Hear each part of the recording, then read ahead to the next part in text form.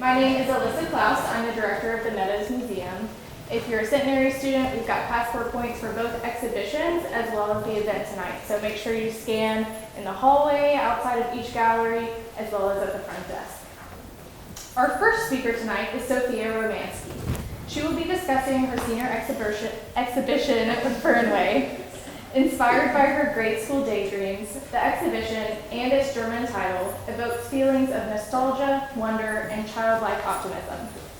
Following Sophia's talk, we will have about a 10-minute break.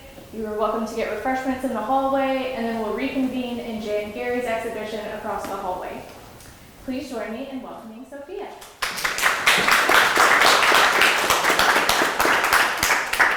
Hi, everybody. Thank you so much for coming out tonight. Everybody that I invited and everybody that Jan invited, all of you who were invited or are here because you have to be. We super appreciate you all coming out here. I especially appreciate you all coming out here. Welcome to what is, in essence, my entire life in 35 small works of art. I know some of you can tell I'm young, so there's not a lot of life there. But I tried to make it as interesting as possible. I tried to imbue my soul as well as I could into every piece in this room, and especially in the room next door. That was a challenge. I really didn't want this entire thing to feel like work. It was so much work. But I didn't want it to feel like that because, like Alyssa said before, and like you can read in the artist statement, I wanted it to be fun. They had us start thinking about these projects when we were sophomores. So very early on in the art degree earning process, we were thinking about what we were going to do to prove that we learned something here about ourselves and about our own work and about what we wanted to do as artists in the future. So my sophomore year was COVID, like all of it. So I was thinking, there's a lot of stuff going on in the world, and modern art is largely about what's going on in the world and what we humans have to say about it.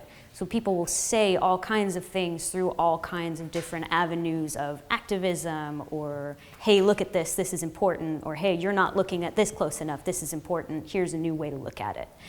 And I thought about that really hard, like what is happening in the world that I care about enough to put 2.5 years of artwork together about it. And then I decided that trying to do that was a total bummer, and it would have been exhausting and mentally draining and emotionally taxing to focus on anything that was happening in the world. So I was like, well, when I was a kid and I didn't want to focus on what was happening in real life, what would I do? Invent a different world, a happier world with more colors and dragons and knights and princesses and all the magical things that I would see in movies or read in books, and that were way more interesting than my math lessons. And anybody who knows me can tell you I retained no math because I still can't do it. Thus, this show was conceived. This idea that fantasy and escapism is and always has been my way of coping with what's happening. And I didn't want initially for it to be deep. I was like, let's just let it be whatever it is. I'm just gonna get in there, I'm gonna get my hands in some paint, I'm gonna throw some stuff around and we'll see what happens. I'm sorry. And I definitely did that. This especially was the epitome of that. I didn't actually start painting it until very close to the end. And I got in a fight with some of my equipment and decided I just was gonna not use it. So every single thing you see on here, I painted with my hands and no implements other than that. And I actually have my little sister to thank for that. Where are you, Beck? Say hi. I love you. Because she was with me that day when I brought her out just to have somebody to talk to. And she was like, you know, don't you want to act like a little kid? And I was like, well, yeah, that's the point. And she was like, so just use your hands. And I was like, You're absolutely right. And this masterpiece was born. Sorry, masterpiece is so not humble. This work was born. And I was most free I've ever felt, honestly, to be on my hands and knees with my hands covered in paint that did not come off for at least 4 days. Actually, there was blue in my cuticles until yesterday morning. So that was so fun. And I actually love the way it turned out, and it looks so psychedelic and odd and bizarre, which is not on theme, but it is just a little bit of a different flavor, a slightly more vibrant flavor of what's going on in the other room. And that's where most of the time went in that room, which is 33 individual paintings, which were carved out of massive boards of NDF, which is what they use to make school desks, and painted by hand and sanded by hand. And I'm so proud of them. I'm so glad I actually got all of them done. And there aren't any missing, and none of them were horribly damaged in a way that couldn't be fixed. And all of them represent a different version of a dream or an imagining or something that I saw in a photograph that inspired me to go off and create my own world. And that's basically the gist. Any questions? Please ask all the questions. I promise I have answers. Yes? Why did you choose the desk material? So, as you can see, if you poke your head in that room, there is an actual school desk, which I stole from this school. Technically, I'm borrowing it. And I thought there's a vibe that you get from kids who sit in the back corner of the classroom. We've all seen movies. And that kid is your protagonist, the one who's staring out the window like this. And she's just off in her own little world, doing whatever. That kid is me. And that desk is my desk. That one specifically, obviously, is just a random one that I found, but it's my desk. So all of those dreams are like being ejected from that spot and that moment and that little child, basically. And she's just throwing those dreams out into the world to do as they may, which is why they're arranged in that sort of wave-like outward projection semicircle, because I have to work in a semicircle. That's just how the world makes sense. Yes? Okay, so basically every time I've heard you introduce yourself, you're like, "Hi, I'm Sophia, and I like animation." That is true. I know some of the films you were inspired by, because I've been like stalking the Instagram, and I was wondering why specifically you decided to use the medium of paint versus digital art when you're so heavily influenced by animated films. Thank you. That is a really good question. The simplest reason is that working in digital art gives me a headache. And I do not have glare-proof filters on my glasses. So, in looking out for my health, physical and mental, I decided to work in paint. Plus, I'd never actually worked in paint long-term before. Like, I've made paintings, but I'd never, not as a student and not as a professional, really like gotten my hands dirty and gotten good at it.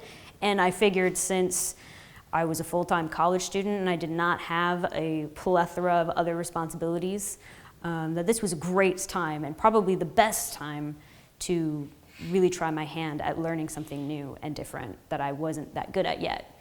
And there is plenty of time to get good at digital art. So this was a nice little sidebar that I was not upset at taking. Anybody else? Did you say you wanted to be an art teacher? That's what you're working for? I did not. Okay. That's fine. I mean, you know, if a gig comes up, I mean, I will do anything for money. But I want to be an animator. I want to work on movies. I want to do video games. So if any of you look at any of these and you say, hey, this would probably make really good scenery for a video game, or I'm pretty sure I've seen this in a movie before, that is why. Okay. Dr. Riefeld? Yes. So in that room, you really create make like interaction with the artwork, so you move around to see what is on every desk. I know this work is very interactive too, by the way it moves and the layers that you create. How do you encourage us to interact with it? Like if we're not all here in the same room at the same time.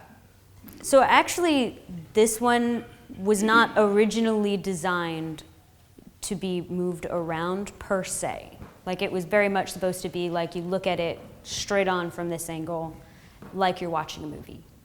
But because of trial and error that happened in getting it on the ceiling, it's actually super fun to come around this way and see what it looks like behind here.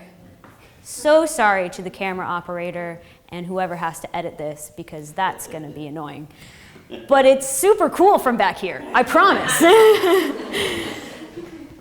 And it does make it very physical and very much its own object that's also split into a bunch of smaller sets. One of the original ideas back when we were still storyboarding, it's animation lingo, was to have the pieces spread out in the room large enough for you to walk through all the layers, and that just was not feasible with the time constraints and the cost of materials, and my own levels of patience, and my inability to get up on a ladder. So this is what happened, and I'm not mad about it. I actually really enjoy the way it turned out. And everybody who's come in has pretty much understood the point, and that's all that matters. Any other questions? How did you acquire such excellent presentation skill? Also trial and error. Very good. Yeah, very good. Yeah. Thank you. Oh, thank God. Did you talk about the shapes of the tables? Oh, no, I totally forgot. That's like the most important thing. The reason I had to carve those things myself was because the shape of them changes as you move through it. So the original plan was to have all of the ones that are close to that chair in the corner still look like a desk and still be that desk shape. That sort of super awkward, whatever this is happening, where you like put your arm on it, but you can't quite fit your arm on it, so it like doesn't really work, and it's not super comfortable. It's totally not ergonomic, and everybody I know who've ever sat in a desk like that does have back pain. So my apologies to every American student on behalf of whoever made those desks. And then as you move through the room, the shape morphs and changes till it's very obviously not a desk anymore, but you don't really know what it is, and then it's just a circle, so it's just totally different. And so far from that corner. So the journey of being anywhere but here, anywhere but in math class, reaches its apex when the shapes are the least desk-like. Any other questions?